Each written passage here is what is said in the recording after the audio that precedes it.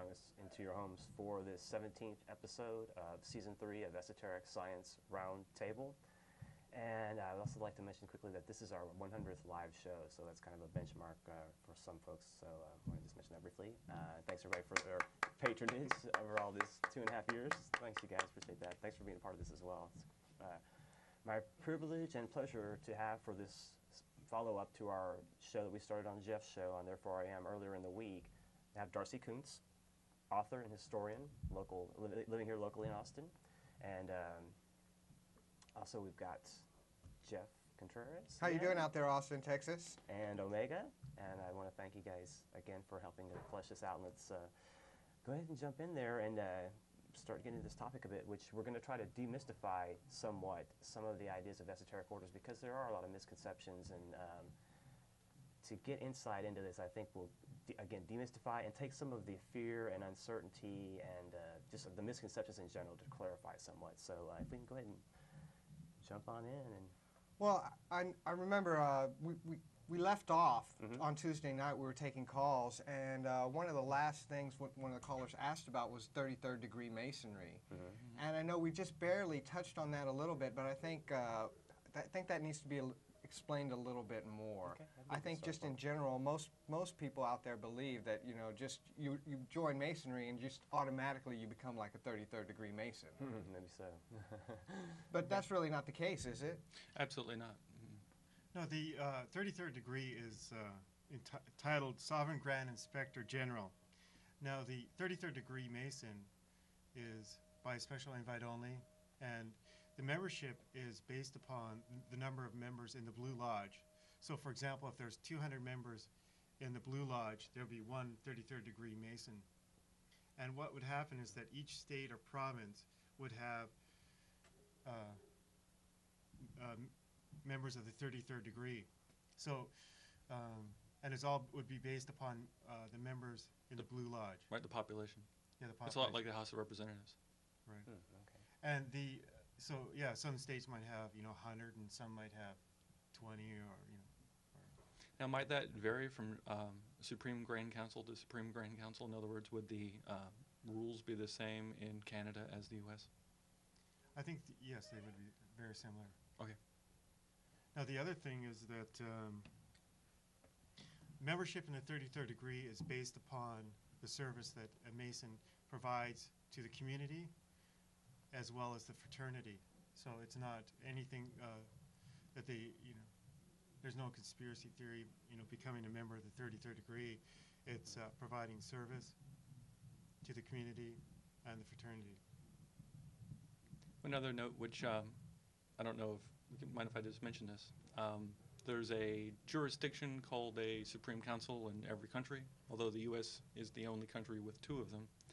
And we have the distinction in the southern jurisdiction of the United States to have the Mother Supreme Grand Council. So I just wanted to mention that we actually have the Mother Supreme Council of the world is the southern jurisdiction of the United States. Why is it that the United States has 2 jurisdictions? That was actually created at the behest of King Frederick II when he took the right of perfection from France, brought it to Germany, and became the Grand Protector of Freemasonry in Prussia. He specified that every country except the United States would have 1 Supreme Grand Council, and that in the United States they would have 2 separated as far apart from each other as possible. And that was due to the historical events at the time in the United States. So it's not like within Masonry, there's just 1 Supreme Council and there's just 1 ruler in Masonry. It's like almost every jurisdiction almost has their own little independent governing body. And it depends on which body. The Blue Lodges are organized differently. The New York Rite is organized differently than the Scottish Rite, is organized differently than the Shriners. So in the Scottish Rite, you'll have 1 jurisdiction and you'll have a Supreme Council. This will actually come up later when we talk about the history of the OTO and what's called Cernoism. This actually comes to a highlight.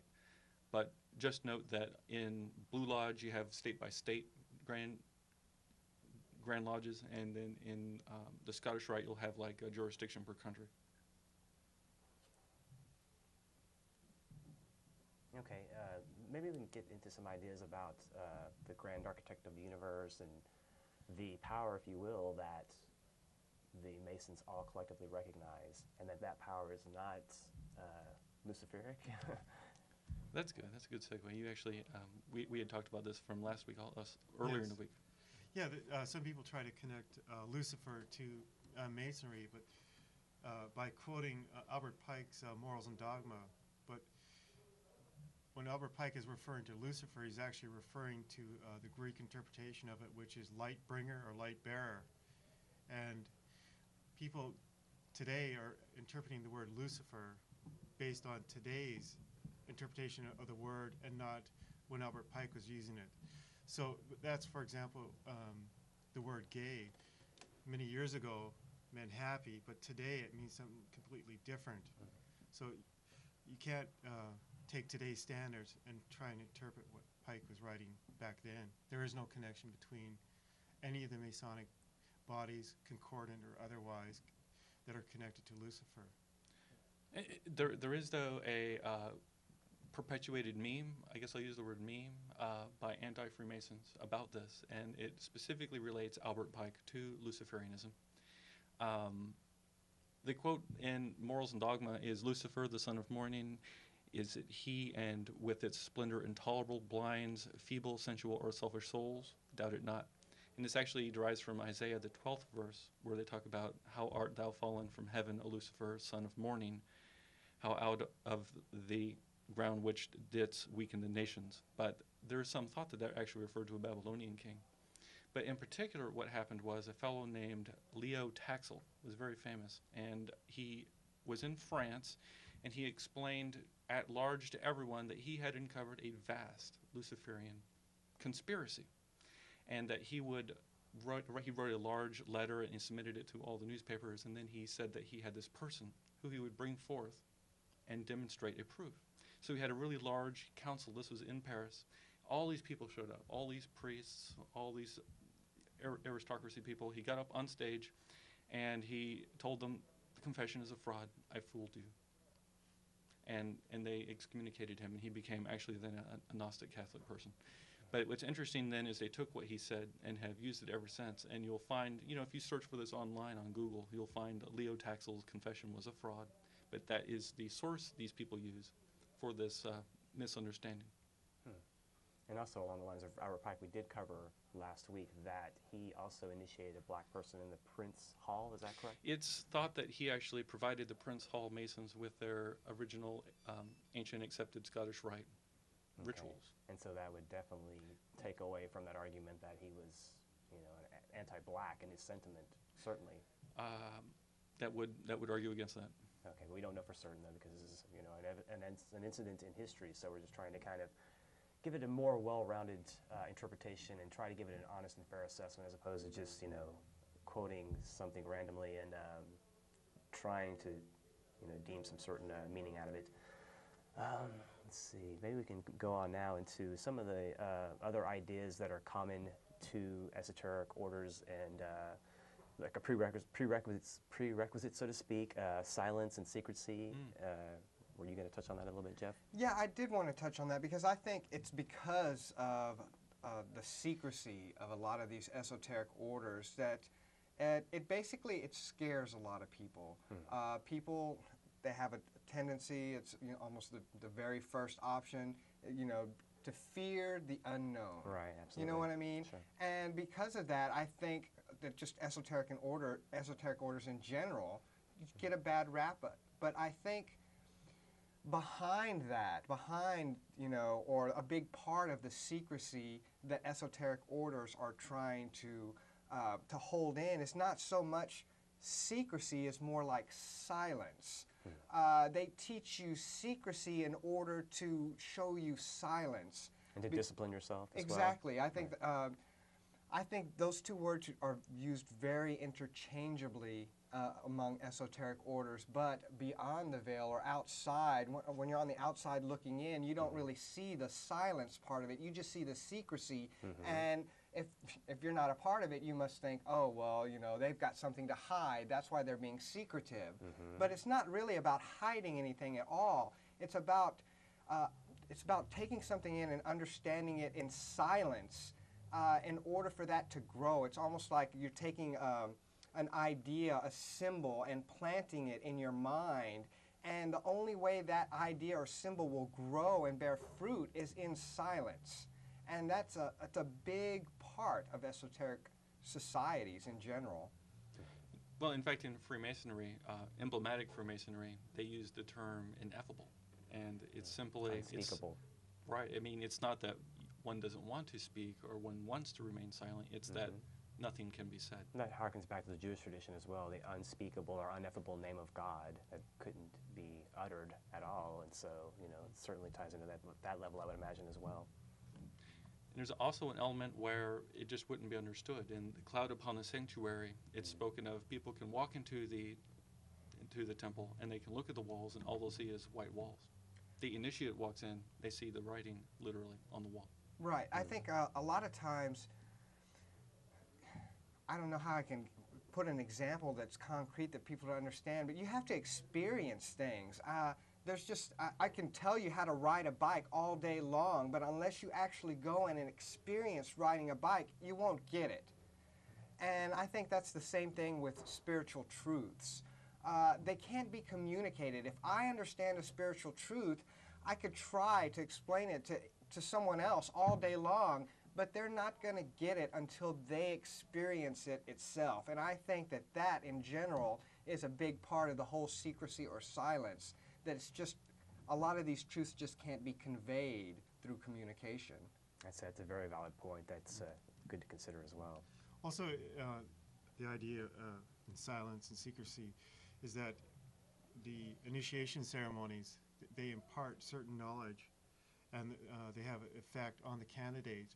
And if the candidate's not expecting it, it has a better effect to impart, you know, the sort of grade motives or the magical motives. Or just a psychological imprint. I mean, it's more powerful if you're unprepared, in a certain sense, if you're not expecting it. What's coming up, it has a better effect on the psyche as well. Okay. Let's see, so maybe we could, well, again, I just want to reiterate that there are really no absolutes in nature. And so to consider that there are esoteric orders, some deemed secret, and some others that are just fraternal organizations or what have you that have cropped up over the years, that there are no absolutes in that they're not all wholly bad or all completely bad, and that all the membership likely would not be all completely bad or you know, having some nefarious scheming motives to try to either, you know, restructure things or, you know, do something to gain something for themselves, material gain for themselves. And so that being the case, certainly esoteric orders have individuals that make up their ranks of membership that are also, you know, of good intent, that are moral, that are interested in universal brotherhood and all the great tenets that these institutions are initially founded upon. And so again, to paint all esoteric orders with one broad brush and just to say they're all this or they're all that is a large misconception and a disservice to the person that's seeking, you know, an honest seeker out there that can get a little anxious and uncertain because of all the mystique that's been laid around some of these institutions, you know, oftentimes unnecessarily. And so again, to demystify or to clarify somewhat and elucidate some of these ideas is the intent of these series of shows. Thanks. That's a really good point. Okay, great. And so I guess we're going to go ahead and creep on into some of the history, again, of some of the different esoteric orders. And if we can start with Freemasonry in particular and some of the early movings and croppings and shapings of how that nucleus, you know, something really formed around that nucleus. That'd be great. I would like to say before we start that the idea of history as we know it, like we go to high school now and learn it, is very new. And so what we'll find in Freemasonry are two things. We'll find the traditional histories, which were acceptable to learned people up until the 1800s. And then we'll find that history became a science, and we started studying history as a science. And you'll find more modern Masons doing archaeological research, researching ancient texts. And so we don't want to discount, however, the traditional histories, and we can't always disentangle them. So I just wanted to give that caveat that there's modern history ideas, and then there's what I call the traditional histories. So certainly, certain points that we're talking about could be speculative to They're a certain both, degree. yeah, they'll be both, because the traditional histories are very mythological, and we don't Right. want to lose our mythology either. Certainly, So- certainly. And now, as you say, it's become more of an analytical, clinical study, and you have the Masons that have gone down. Like I know a lot of Mayan uncovering and what have you was due to Masonic-led expeditions and things of that nature, and a lot of scientific discoveries. Right, and suppose like a Mason in 1800 believed that blah blah blah. Well, they might actually at that time have believed that. They would have believed it. So we can't. We have, in order to put ourselves into the mindset of these people, we have to remember they actually believed these traditional histories, literally. Okay, good point to make, definitely. So, where did Masonry come from? Well, I think it came from guilds from back in. Egypt? Well, Some people say it goes back to the Adam and Eve. Some people say it goes back to the Garden of Eden. Well, the myth says it goes back to the building of King Solomon's temple. It certainly went back to the Greek times, and we definitely think it went back to the Roman collegia, who were the architects who built the viaducts and giant classical temples of old. Certainly, yeah, I agree with that. But then from Rome until we find Freemasonry in England, well, we know the cathedrals were built by the Masons, what we call operative Masons, The stonemasons, yes. the stone Masons. And they had marks, and they were a guild, and they didn't allow other people to come into the guild and build temples for them unless they passed certain qualifications. And they traveled around Europe from building site to building site, and when they all gathered, you might have French and German Masons, and they had to prove to each other that they were Masons. And also, there were common symbols that they would carve or build into the great cathedrals that have mathematical and geometric symbolism. Right. Obviously, that can be discovered and studied in this day and age. And I think also that must be a component as to, excuse me, a component as to why they did keep it as kind of a, this is our tradition, as opposed to just letting anybody in that wouldn't appreciate and understand the symbolism and the mythology and the geometric ideas that they were trying to convey within the architecture that they were devising. Yeah, some of the building secrets were based on geometry, and that's what held the buildings up. And thus we find the square and compass as the signature mark. Right. Well, these crafts masons that built these magnificent structures, did they have a lodge system? Is it known? They certainly had lodges, and in fact, they had lodges, and then they began inviting philosophers and the aristocracy into their lodges, and that's when we start thinking in terms of speculative masonry, and we make the distinction between the operative masons who operated actually building temples, and then the speculative masons who later became what we call Freemasons, and mostly now we think of just in terms of esoteric Freemasonry. Okay. Well, then my next question would become, did the operative masons, or is it known that they have initiation ceremonies? Right, or a degree structure at that time. Absolutely. Okay. It's not very clearly delineated through history necessarily. There's some speculation. There's as to- hints. There's Right. rosters and rolls. There's fragments and personal letters. Okay, but it's a fragmentary history, in other words. Archaeological evidence, like old archaeological things. Mm-hmm. Okay. Yeah, because for example, to be an entered apprentice, you'd have to learn certain basic techniques of building temples, and then you'd follow into the fellowcraft, and you'd have another 7 years of learning techniques for building buildings in operative masons. So yeah, there was like a initiation process that went through, as well as a training process to learn the craft of building buildings. And you'll find that all of the modern Masonic notions, I say all of them in general, but pretty much, Generally speaking. generally speaking, come from the operative tools, the techniques, the idea of a trestle board, which is like a large chalkboard, maybe the size of this table, and they would take a piece of chalk and they would Right, trace out the design of the temple they were going to build. So that was their trestle board, and so you'll find trestle boards in modern work. Hammers, gavels, squares, compasses, plumbs, all these things come from operative masonry, but have symbolic messages for us in terms of spiritual development. Right. Certainly. Just as a church has its own symbolic devices, I'm sure that it means something at a certain level to certain people, and it can trigger them at a certain level as well. And also in masonry, early on in England, had a number of different fraternities that were meeting under the umbrella of masonry. And that was in 1717, that they all got together and formed one United Grand Lodge, and that became the United Grand Lodge of England. And I would like to say that when the philosophers began entering and mixing with the early lodges, and they began to exchange ideas at several different levels, the idea that really took off was the idea of moralizing on your working tools. And moralizing on your working tools became essentially the modus operandi for philosophizing. Interesting. Okay, maybe we can branch out from that establishment again of the history of Freemasonry and tie in how the Templar tradition is. Especially because since speculative masonry didn't really crop up until around the 1600s. Yeah, let me go ahead and give some quick timelines. We know, for instance, in 1675, a fellow named Ashmole became a Mason, and he was definitely a famous antiquarian. In fact, he's the one who collected John Dee's magical works for the first time.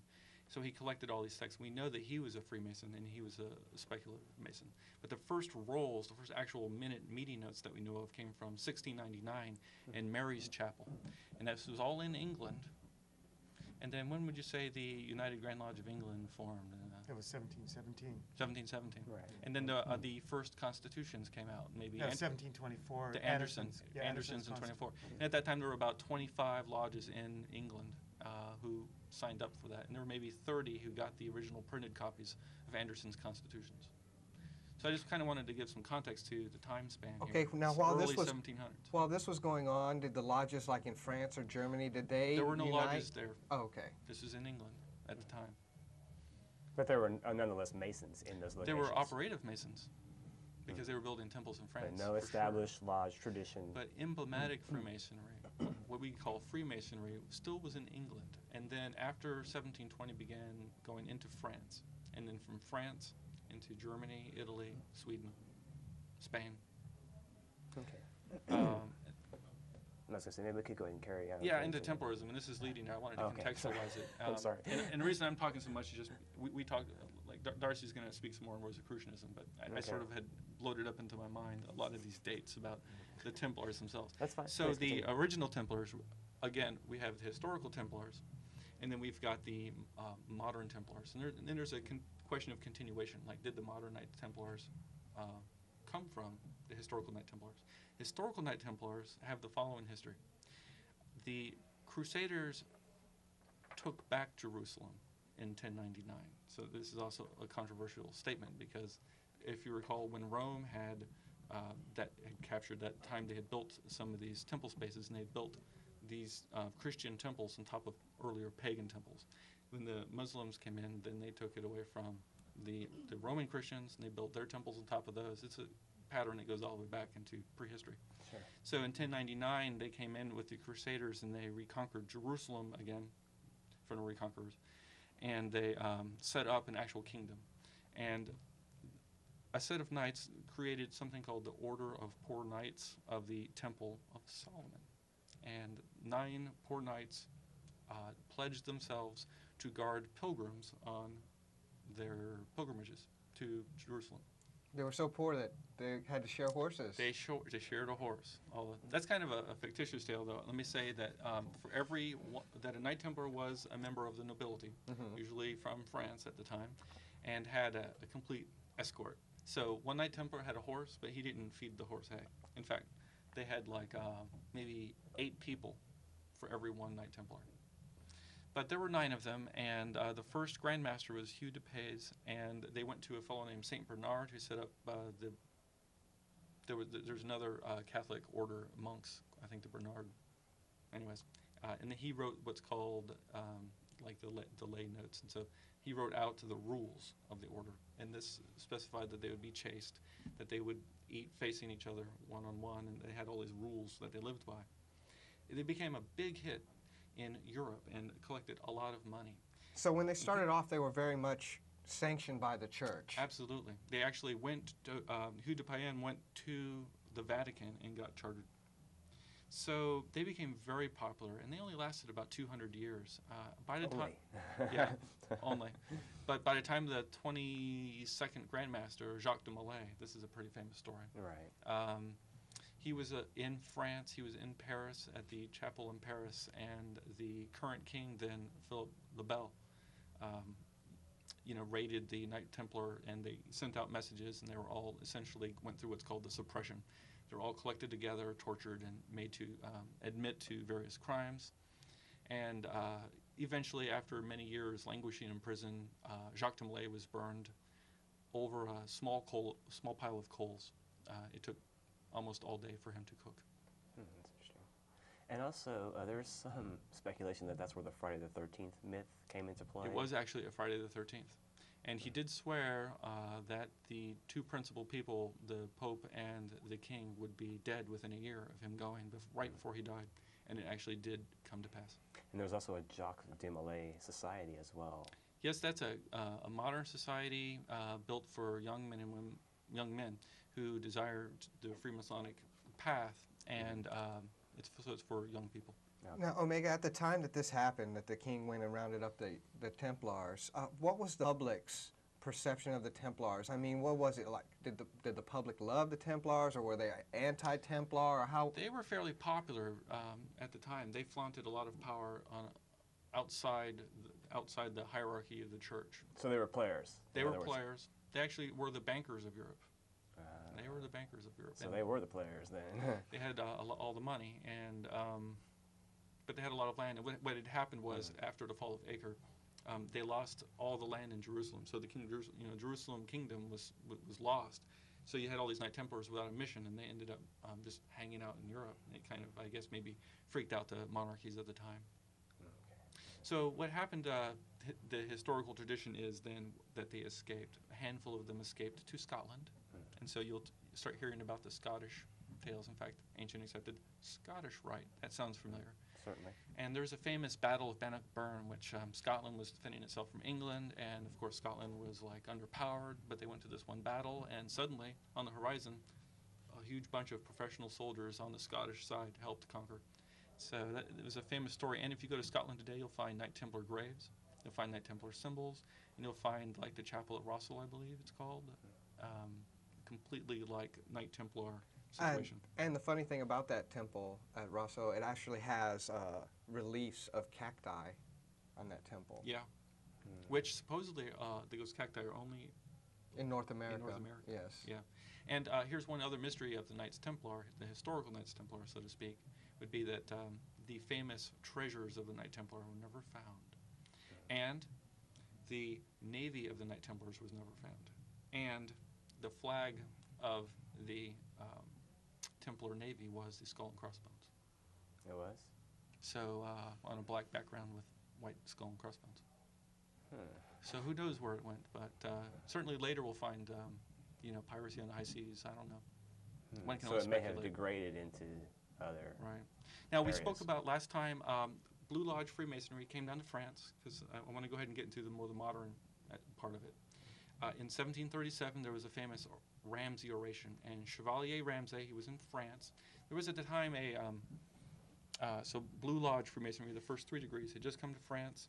He gave this speech in which he declared that Freemasonry was actually begun by the Rosicrucians. It was begun by the chivalric orders. He didn't actually mention the Knight Templars by name, but he did suggest the Knights of St. John of Jerusalem and some other ones, and it's thought that he maybe was trying to weave he had a personal agenda. And that's the first time you'll find on top of the Blue Lodge any hint of the higher grades.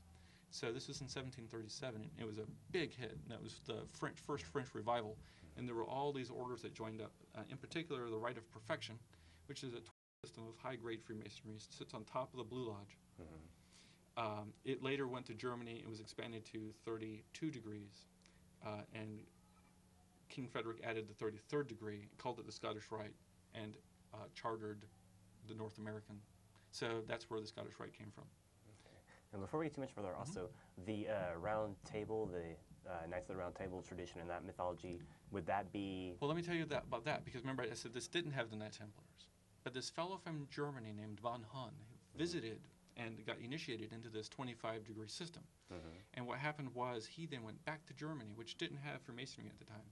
He brought Freemasonry back to Germany, and instead of just saying chivalric orders in general, he was the first person in writing to actually declare through a rite he called the strict observance that Templars, it was actually the Templars who had perpetuated modern Freemasonry.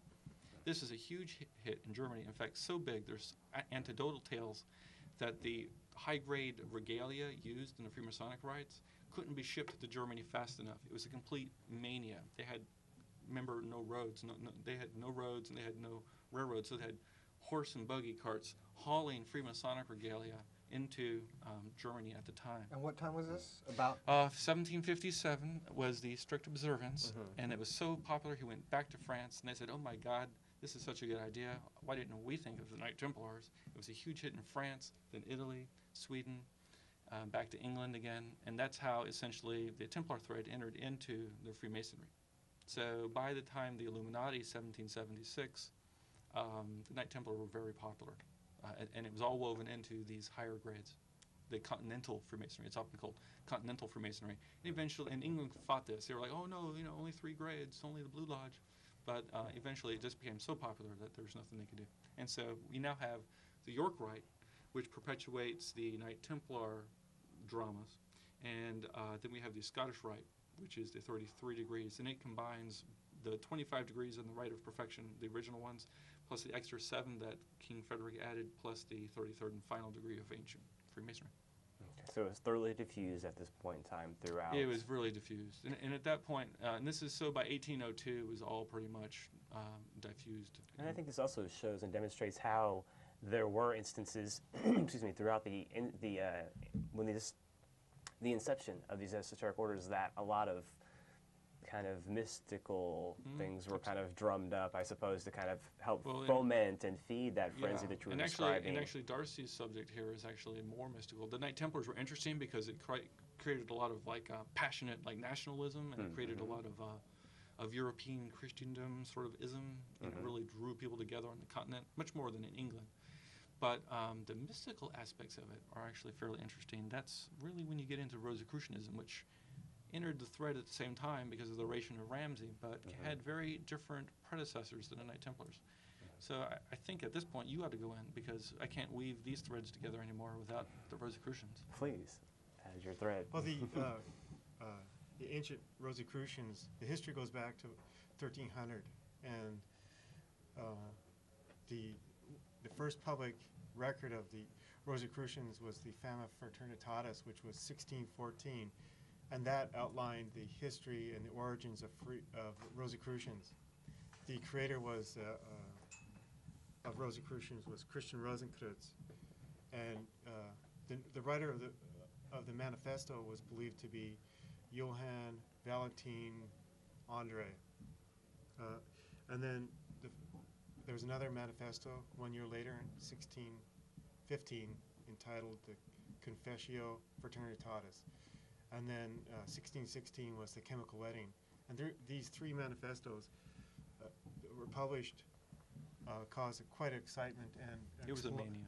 Explosion of Rosicrucian in Germany, England. So they made an effort to definitely publicize and post these particular announcements, so that these manifestos, they were anonymous, kind of. But as far as them being publicly posted, so that individuals, it was some exciting. buzz and notoriety was built So up. basically, in the mid-1600s, there was a huge, Or early 1600s. or in the early 1600s, I mean, there was just a huge, basically a glut of societies being formed, and Uh, after the Dark Ages. Right, and it was Pre-Renaissance. somewhat controversial because this was outside of the Roman Catholic Church. I mean, Certainly. this was maybe a predecessor to Protestantism. Oh, I'm sure in a lot of ways it was. With a lot of other Lutheran, he was in Germany. So yeah, but the early Rosicrucians were Christian in origin. The name Rosicrucians come from the Latin word rosea crucis, which means rose and cross. The symbolism in Masonry, the rose represented secrecy, and the cross represented immortality, and together you had the secrecy of immortality. And the idea of, in the manifesto, the Fama Fraternitatis, the first manifesto, you have the body of Christian Rosicrucian was discovered in a vault, and his body was preserved after he had died.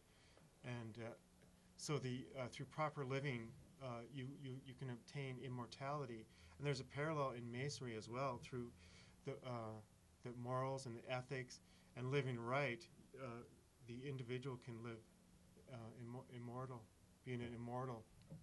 And some of these are classical ideas, like the rose was popular in Rome as a symbol of secrecy. In fact, in gardens, they would hang a rose, and then people would meet underneath it, and everything that was said under the rose, sub rosa, Okay, was good. secret. All right. Also, rose represents for the West the unfolding, the evolutionary unfolding, or spiritual unfolding. And then the Absolutely. cross, the intersecting lines, would represent service, where the spiritual and the physical plane energy meet for some point of service. And so the service and sacrifice represented by the arms of the cross, and the unfolding, the evolutionary or spiritual unfolding, also by the rose in the West. Similarly, the lotus flower in the East, that blossoming and unfolding is a similar symbol as well. Yeah. And one other thing I just wanted to pipe in, there was some, I mean, as far as I know, there was actually some healer aspect. And so this ties back to the reindeer shaman. I had to get the reindeer shaman, who were often gone to for healing. Rosicrucians were known as healers. And, you know, the idea of being healed just by being in their presence is common.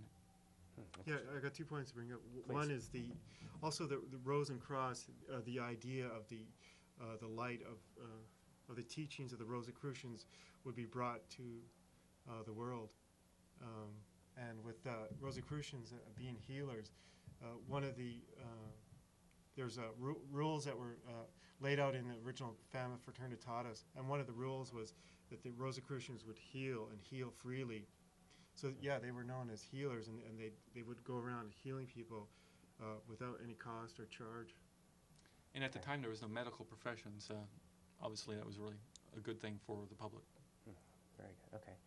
Maybe we can go ahead and bring this further to the future and kind of tie some of this early tradition into how it's, you know, continuing to find its way on a higher turn of the spiral, if you can appreciate those words, in our modern day, and how esoteric orders are still valid and relevant, and the work that's being considered and carried out through various orders, and maybe just some general ideas about that as far as how it's still relevant in our day and age, and how, you know, the energy is still there, and the initiation process is still valid, and it is a science that can be demonstrated through time and through experience.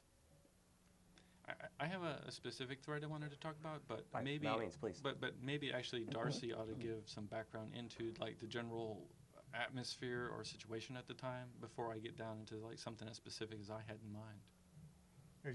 In the 1850s, just sort of 1850 to 18. what was going on like in the general. Well, there Yeah. was an anti-Freemasonic movement for a while. Yeah. In the 1830s, That was I probably believe. in the 1700s? Well, No, 1830s. 1830s. It was actually Okay. a political party in the United Yeah, in the States. States. There was a famous Morgan thing, and it was. Right. big There was a blow backlash to Masons at that particular time. But they got over that, and then became popular again. Yeah, but in 1850s to 1890, after the Grand Master, who was the Duke of Sussex, once he died, he under his rulership, he was very conservative, and he didn't allow any new Masonic bodies to be created. But once he died, and the new Grand Master came in the United Grand Lodge, a huge explosion of Masonic rites, and Masons became very popular, and esoteric rites ballooned, and a lot of these rites that were, active kind of within the dark just mushroomed, and you had a lot of Masonic bodies, fringe bodies that were developed, like the Rite of Sat Baha'i and the Fratres Lucis, the Brotherhood of Light. Well, even in the ancient and accepted Scottish Rite, you'll find from 1802 to, say, 1853-ish, no record at all of any meetings. Really? So that was almost a dark age of high-grade Freemasonry. But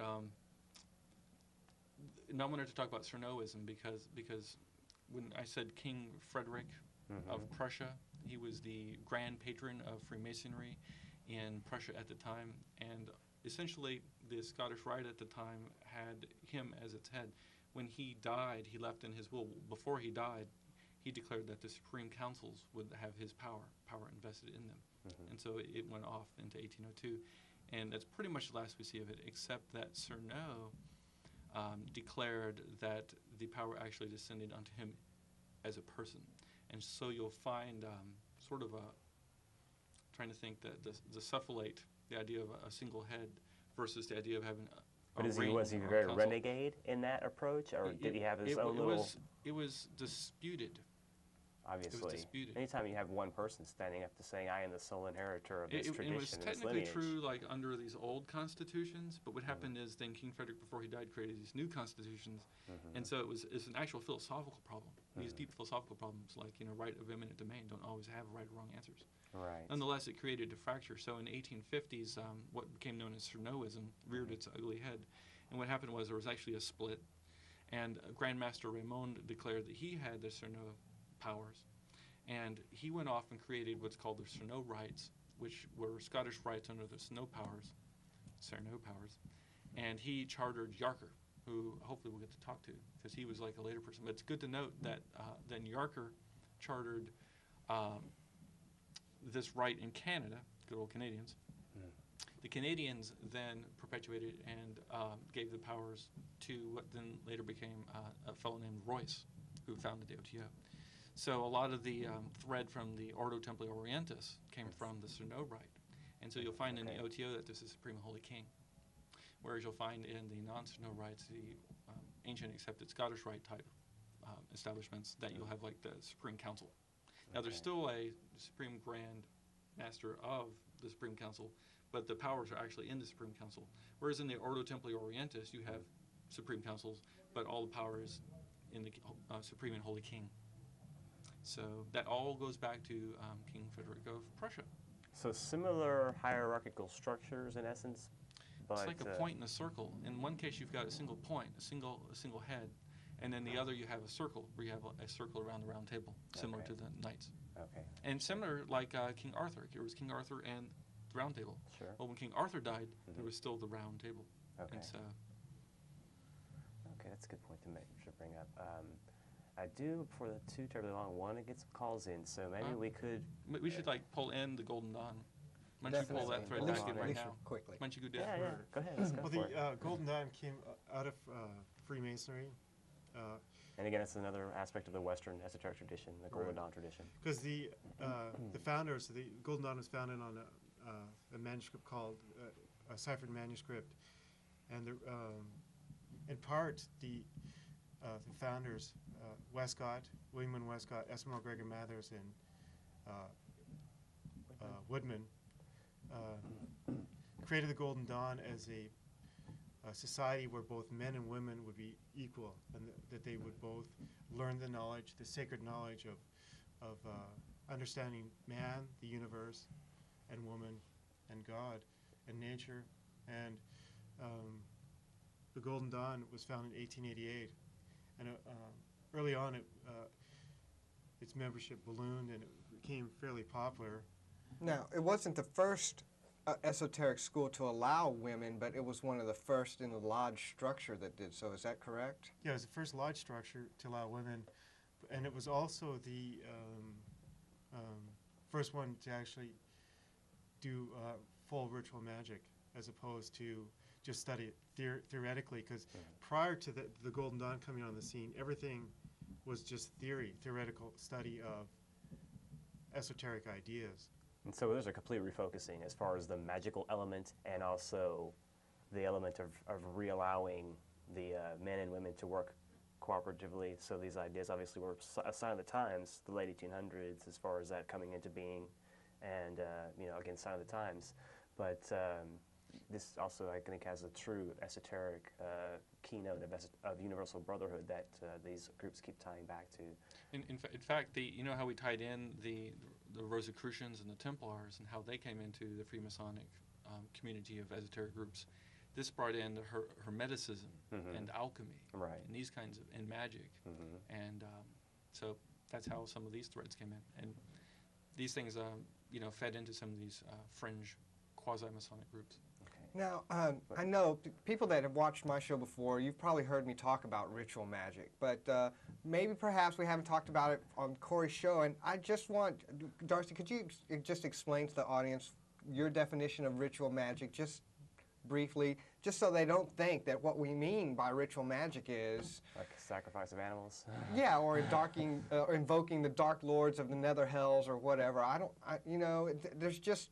people just don't understand what that is. Okay. Right. Basic understanding of it is using principles of nature and the universe to come in contact with the Supreme Being. You know, like dealing with like the astral plane, etheric plane, and Astral travel. yeah, astral travel. You have any ideas on that? Magic is maybe considered is a complex thing. It's essentially changing nature to conform to human will. Yes. So that's maybe my definition is. And that can be altruistic, or it can be for the negative and for the material right. gain. It's just like a hammer or a screwdriver, ritual magic. Or the it's Force like in Star what's your Wars. intention? And if it's a negative intention, however, well, you're at play with the dark forces of the universe, and so it could just as easily destroy you. And I think that that's one of the benefits of approaching it through the traditional lodge structure, because as you said on Tuesday, these type of orders, they take a good person and they make a good person better. And I think that you really need that foundation before you really start to delve into a lot of these more esoteric spiritual concepts or spiritual practices. There are entities that will exploit your weaknesses. Definitely, without a doubt. Right, but I also think that I think also the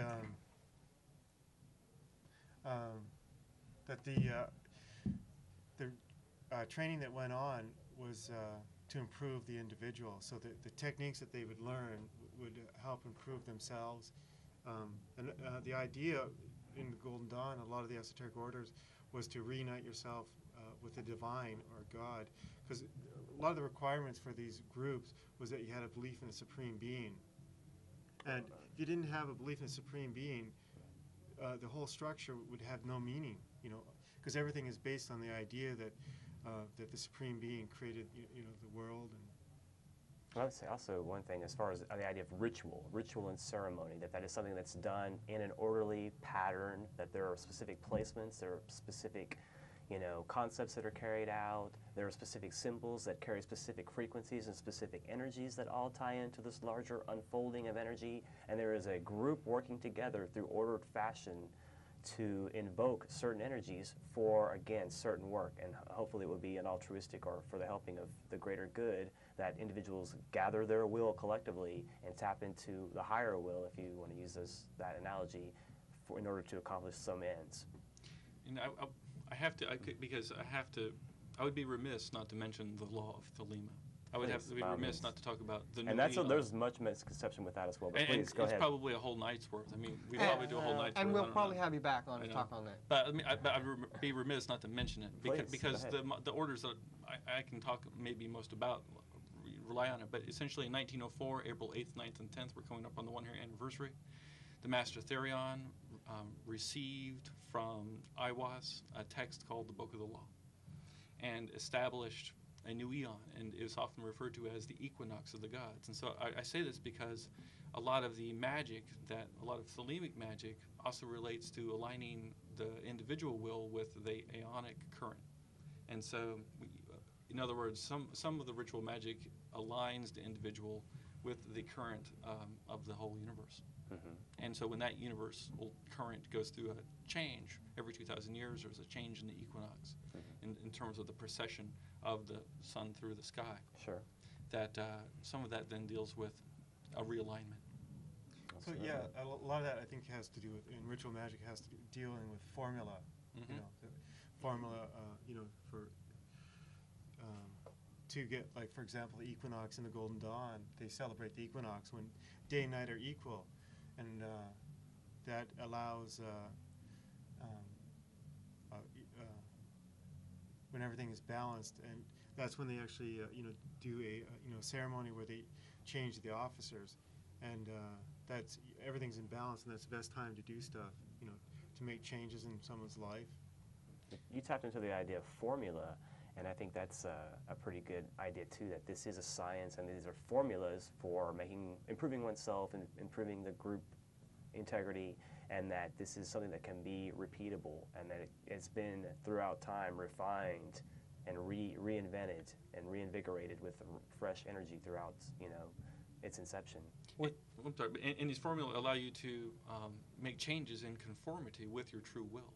I think probably an oversimplified way of looking at it is that, God is like a radio station that is always on continuously, 7 days a week, 24 hours a day. And the tools that you get when you are, if you join an esoteric school, and like I said, you don't have to, you can't, that's not the only place you can find these tools, because like I said, throughout the centuries, a lot of these secrets have been revealed. But these tools allow you to fine-tune your brain to where you can start picking up that radio station that's God, and you can start to align your will with the natural will of the universe, or with God's natural will. That, to me, is what magic is all about. Sorry about that. And that's what that, and and that to me is why, that's really why I feel it's important today still. I mean, I can, reading about this and studying about all the people who've done that in the past or centuries ago, it's interesting to me, but I want to know, how does that affect me now? How does that make my world better? There is a social theory of magic. In social theory of magic, you think in terms of like the magic circle as a thing that protects the individual. So it might even be more appropriate today. Modern society has become somewhat alienated from its roots. Fast, furious pace of everything we do. We get on airplanes, we go around, we move in a different city from our parents.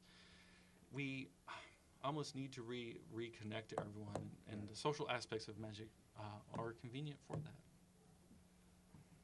I think that energy is relevant in this day and age. I think that this tradition is relevant in this day and age, and I think that's why it has, again, still made its way into mainstream thinking, and that just different aspects of technology, as we described earlier in the week, and other things that have allowed, and the cyclic need as well. The cyclic need, the cyclic necessity for this unfolding of consciousness is ripe in mankind, and so there have to be these orders to draw out that essence and to help us to have some guidance to be able to, again, as Jeff was saying, it's good to have that guidance to fall back on in an established system.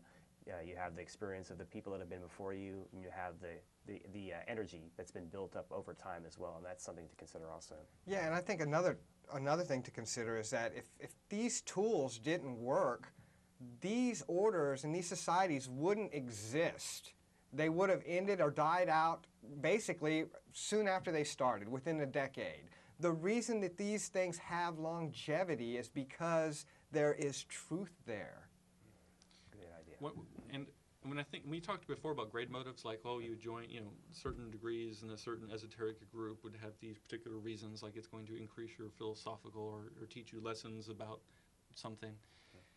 In a certain sense, all the esoteric orders have one giant motive, and it's the evolution of the species. I'm talking about, like, when you look at the writings of Robert Anton Wilson and what he talks about, the writings of Aleister Crowley, writings of Albert Pike, you see over and over again that it's the evolution of the human species towards the next thing, towards what's beyond human. And that potential that we have inside of us as humans, because so many people are down on the human condition, but humans have much potential. And if we use the systems and the sciences available to tap in and to accentuate and accelerate that process, then we can make a lot of ground. We can cover a lot of ground, and we can do much good to, again, have that establishment of universal brotherhood, goodwill, right human relations, all these concepts that mean certain things to certain people and that are worthwhile to a lot of individuals worldwide to follow up on and to embody in their own lives in some way or another. And this is where some of the Oriental systems come in and overlap with the Western, like in the Ordo Templi Orientis, the Oriental Temple of the Order of the Oriental Temple. Yes. You'll see that the Kundalini energy is sometimes described as the evolutionary force. So, that can be taken quite literally. Yeah, and I mean, just you mentioning Kundalini, that's a whole thing that we could have just It's a done whole about done about 3 or 4 shows on Again, that. it's integral, right? Very much so. And the chakras. Yeah. Right, completely. So, and some of the techniques, for ritual, or there's meditation techniques, and Right. Good point. ritual could be, as simple as, getting up and brushing your teeth every morning. That becomes a ritual. And I think a lot of it comes down to the intent of the individual that's doing it. Absolutely, I definitely agree with that. Actually, I think the phone box is not working properly That's right fine, now. because we're on a roll anyways. Yeah, and we only got a few minutes left. I just wanted to mention, if you're watching this show live right now, because the show's going to be put in rotation, and this is the month of March, if you're live, and there's no study group this Wednesday. Right, so no the study third group Wednesday for March. of March. But we'll be back in April with the study group. Right, so that's a good thing to bring up. Appreciate you bringing that up. Let's go ahead and touch on just a few last points that anybody would care to make to kind of tie this all together for this particular episode, and also to mention we will be meeting again in several months to continue to flesh out this topic and different aspects of esoteric orders, their relevance, to try to demystify to a certain degree, again, many of the misconceptions, and to bring this out in a broader context so that people can honestly assess this information in their own minds in light of what they may have already heard from other sources. So, For instance, I mean, let me just for just a few seconds mention how much we've missed. I mean, we have so just scratched the surface. Like if we had like a 1 pound box, we've taken out a particle. Martinism, the Theosophists, the Great White Brotherhood, right, the Mahatmas, yes, the AA of Thelemic work. We haven't even talked much about the OTO. There's just so much. And then when you look at the Golden Dawn, that lasted a few years, and from it sprang, I mean, what are we missing? What are some of the other great esoteric groups? Oh, Society of Inner Light, which is the Unfortunates the group. Unfortunates group. There's And Paul Boda. Foster Case, Builders of the Addendum. SRIA?